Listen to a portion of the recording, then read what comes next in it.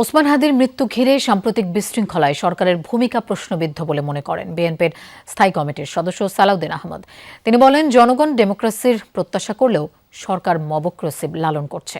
দুপুরে রাজধানীর একটি হোটেলে তারেক রহমানের স্বদেশ প্রত্যাবর্তন উপলক্ষে গণমাধ্যম ব্যক্তিদের সঙ্গে মতবিনিময়ের আয়োজন করে অভ্যর্থনা কমিটি। এ সময় অভ্যর্থনা কমিটির আহ্বায়ক ও বিএনপির স্থায়ী কমিটির সদস্য সালাউদ্দিন আহমদ বলেন, গোয়েন্দা তথ্য থাকার পরও দুই গণমাধ্যমে হামলার ঘটনায় সরকারের ভূমিকা প্রশ্নবিদ্ধ। মবকে কঠোরভাবে দমনের আহ্বান জানান তিনি। বলেন, প্রথম আলো ডেইলি স্টারে অগ্নিকাণ্ডের ঘটনা দেশের জন্য লজ্জার। আইনশৃঙ্খলা বাহিনীর দেরিতে আসার কারণ নিয়েও প্রশ্ন তোলেন তিনি। সালাউদ্দিন বলেন, ব্যক্তি নয়, গণতন্ত্রকে শক্তিশালী করার জন্যই দেশে ফিরছেন বিএনপির ভারপ্রাপ্ত চেয়ারম্যান তারেক রহমান। আইনশৃঙ্খলা বাহিনীকে বলা হওয়ার পরে বলার পরেও আমরা অতীত ভুলে যেতে চাই, ফ্যাসিবাদী শুনতে চাই। আসসালামু আলাইকুম। কাদের হাতে আমরা এই রাষ্ট্র ব্যবস্থা দেব, এই জনগণ দিবে,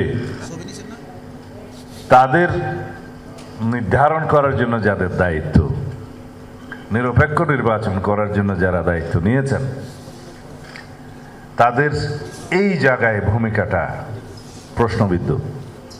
তো এটা যেমন আমাদেরকে ব্যথিত করেছে এবং এর প্রতিক্রিয়ায় আমরা যেটা দেখেছি সেটাও মেনে নেওয়ার মতো নয়।